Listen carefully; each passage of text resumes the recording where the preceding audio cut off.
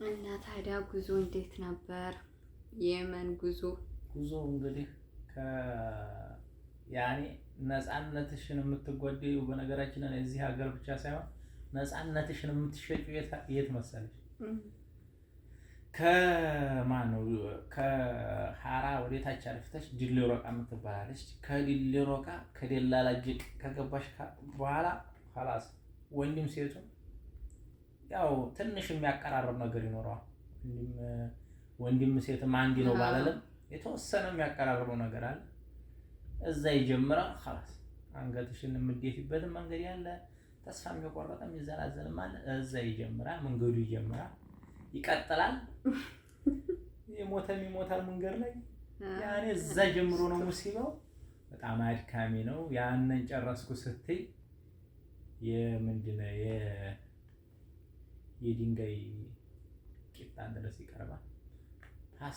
የፓስታውን ነገር መቼም የመጣ ሰው ያውቀዋል። እንዴት ፓስታ ማለት? ፓስታው በቃ በምንድን ነው የሰሩት ነው የምትይው? ዝም ብሎ ፈቅ ብሎ ጨው እንኳን አይኖረውም። ያንን እየተመገብን እንመጣ። እኔ ግን እዚህ ላይ ያኔ እነግራችኋለሁ ስለ ባህሩ ስለ ሴቶቹ ነው። በባህር የመጣችሁ ሴቶች የመዲናዋ ቀዋጭ ጅዳዋ አማላይ ምናምን ነገር አትበሉ። በባህር የመጣችሁ ሴቶች በተለይ ያንን የጠረጫው ውሃ ጠልቋችሁ መጣችሁ የመዲያም ቅመሞች ስለሆነ ስማችሁ የሚባለው እዚህ ቦታ ላይ ተግብሩት፣ ተቀየሩ። በተለይ ሴት እህቶቻችን እናንተ ከአረብ ቤት ከሆናችሁ የመያዝም ቻንሳችሁ ጠባብ ነው። ያኔ በቃ ለመቀየር ነው መሞከር እንጂ የቲክቶክ ላይ ምናምን ወጥቶ መስራቱ ጥሩ ነው። በቲክቶክም ላይ ግን አንዳንድ የማይመቹኝ ተግባራቶች አሉ። እንደኔ ግን እንደዛ አታድርጉ። ያንን ጉዳይ ታችሁታል። ያ አፋክልን ጨረስን ብለና ባህር ስንገባ ከባህር ወላሂ 3 ቀን ሮብ ማታ ገብተን አሮብ አዳር ሐሙስ ውሎውን ሐሙስ አዳሩን ጁማዓ ቀን ላይ ነው የመጣ ሰው ያውቀው። 18 ሰዓት ነው እያልን ሽንቱን የሚሸናለ ምናምን። ምክንያቱም እኮ ጭንቀት ላይ ነው። ግን ለሴት ልጅ ከባድ ነው። ለሴት ልጅ በጣም ከባድ ነው። ወንድ ልጅ መቼም ያኔ በቃ ነፃነቱንም ቢነጠቅ እንደ ሴት ልጅ ግን አይሆንም። ብዙ ሙሲባዎች ደግሞ ያንን በቃ መሬት ተረግጭም ነው በሞኩኝ እያላችሁ እያልነ መተና ደንበር እንደርሳል። ደንበር ስን የሆነች ሩዝ ምናምን ያገኘን ጊዜ የሰው ልጅ እንቀየርና ደግሞ ሌላ ነገር ደግሞ ይሆናል። እና ሴቶች በርተታችሁ ያንን ሁላ የጠረጫው ውሃ ስንት ከደንበር ላይ ስንት ነገር ሆናችሁ መጣችሁ ሌላ ነገር ውስጥ እዚህ ገብቶ ደግሞ ብራችሁን በሸይን በምናምን አታባክኑ ነው የምላችሁ። ያ የደንበር ደግሞ ስንት ጥይት ይጠብቀናል። ያንን ሁላ ያንን ጋጋት አልፈነ ያንን ሙሲባ ከዋዲ እንኳን ስንት ቀን ያደር ነው። አረ ስንቱ እንደው እናርፋል። ያኔ መንገድ ስገቡ ያን ሁላ በረሃ ስታው ሰው ጋር እንገናኛለን ብላችሁ ታስባላችሁ? የለም ሲጀመር ከባህሩ መሬት ረግጬ በሞኩ ነው የሚለው የማንኛውም ሰው። አንዲስ ሁለተኛ ደግሞ እንትን ስትይ እንደው ሂጄ ምናምን አረ በተያዝንበት ያልኩት ቀን የራሱ ያልኩት ሰዓት አለ። ለመንግስት ስጡና ያልናቸው ሰዓት አለ። ዋዲ 3 ቀን ነው 4 ቀን ሲያሳድሩ። ምክንያቱም ብርድ አይደለም እንደዚህ እነሱ ልከውን ነው እንደሆነ ያልኩት እኔ ወደዚህ ከወደ ኋላ ሽርጥ ምናምን ለብሰና ከወደ ኋላ እየነፈሰ ይመጣል። ወደፊትም ወደ ማንኛው አቅጣጫ እንደሚመጣ አይታወቅም ሲጀምር እና ሙሲባ ነው።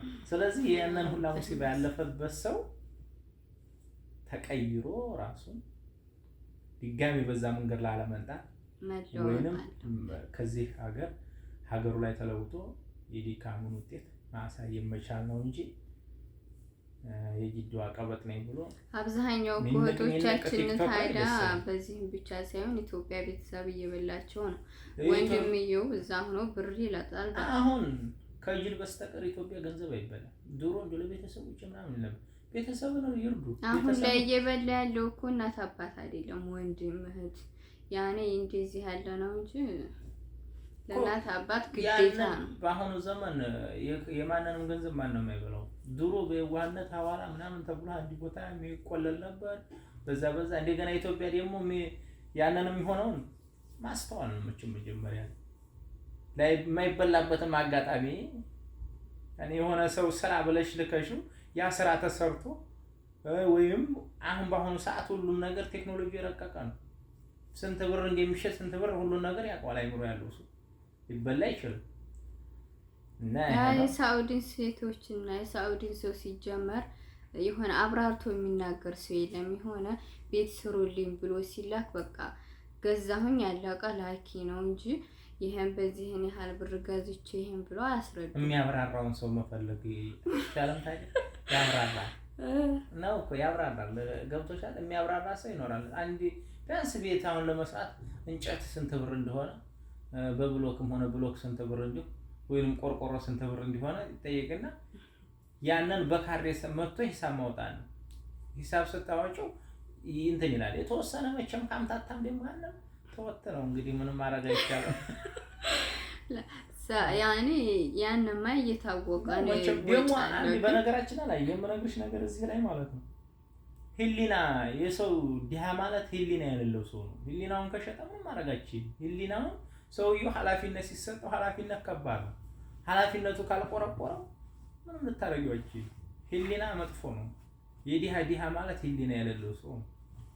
አብሶ የአረብ ሀገር ሴቶችን ግን እኮ ጅል አይደለም ያኔ እየተውት ነው ነገር እንደዚህ ያን እንትን ከምንል የማለት ነው እንጂ ብራቸው እንደሚበላ ወንድማቸው ምንም ቤት ሳይጀምሩ እኮ የላኩት መሰለን በዚህን ያህል ብር ቤቱ ይቆምልሻል ተብላ ትልካለች።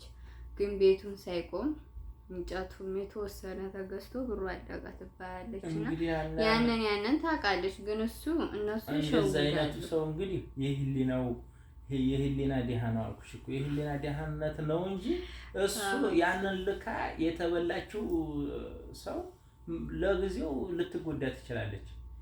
ለዘላለም ህይወት ግን ከቅንጭላቱ ላይ ተቀምጦ እየጸጸተው የሚኖረው እሱ ነው። በቃ የህሊና ጸጸት ደግሞ ይጅል ነው። በቃ እድሜ ልክሽን ስትጸጸች አታወጪው፣ አትናገሪው። በልቻለሁ ኃይል ያነሰው መክፈል አይችል ሳውስቱ ሰውየው በሽታ ካስቀመጠበት በነገራችን ላይ እንትን አሁን ሰው የገደለ ሰው ሰላም እኮ አይኖር። አሁን ሰው ተናዶ ነው የሚገለው፣ ተበሳጭቶ ነው። ሰው ምሳሌ ገደለ፣ በቃ በሰዓቱ ገደለ፣ ተናዷል፣ ታሰረ፣ ታርሞሞት ዘላለም የሰው ደም ከእጁ ላይ ስላለበት ግን ሰላም አይኖርም። በቃ ምን ጊዜም እንደጸጸቶ ነው የሚኖረው። የሰው ገንዘብ የሚበላ ሰው ይሆን አሰራልኝ ተብሎ ኃላፊነት ተሰጥቶት እርዳታ ተብሎ አለ። እኔም ብዙም አውቃቸው አሉ የእህቶቻቸውን ቤት አሰርተው አባቶቻቸው ምሳሌ ወይ ቦታ ሰጥተው ምናምን የወሰዱ ብዙም አውቃቸው አሉ። አንድ ሁለት ብዬ የምቆጥራቸው አሉ። ቦታቸውን የእህቲቱ ስክል አይደለሽም ብሎ ስሙን አዙሮ ምናምን የሚያደርጉ አሉ። እና እንደዛ ያን እንግዲህ ህሊናውን የሸጠ ሰው ነው። ህሊናን የሸጠን ሰው ደግሞ እንግዲህ አላህ ህሊናውን ይመልስለት እንጂ ምንም ማድረግ አይቻልም። እና እንደዛ